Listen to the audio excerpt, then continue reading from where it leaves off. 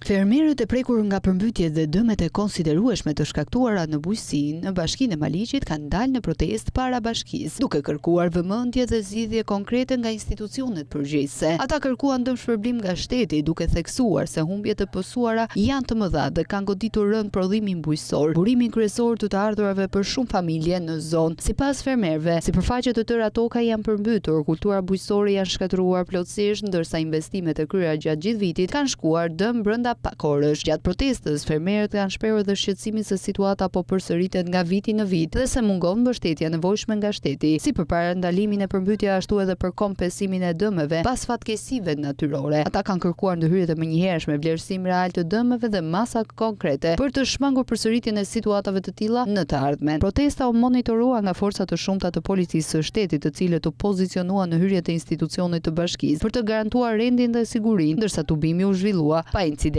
Kujtojmë se i gjithë vendi pak ditë më parë u përfshi nga rreshjet e dendura të shiut, të cilat shkaktuan përmbytje të shumta në disa zona të vendit. Si pasojë, shumë toka bujqësore kryesisht në qarqet Vlorë, Fier, Durrës, Lezhë, Korçë dhe Elbasan u prekën rënd nga përmbytjet, duke bërë që prodhimet e fermerëve të shkojnë dëm dhe të shkaktojnë humbje të mëdha ekonomike. Po ashtu edhe shumë banesa në zona të ndryshme të vendit u zhytën në ujë, duke krijuar probleme serioze për dhjetra familje, të cilët u përballën me dëme materiale dhe vështirësi në jetën e përditshme. Situata ka ngritur edhe një herë nevojën për masa më efikase parandaluese dhe mbështetëse më të madhe institucionale për qytetarët e prekur nga fatkeqësitë natyrore.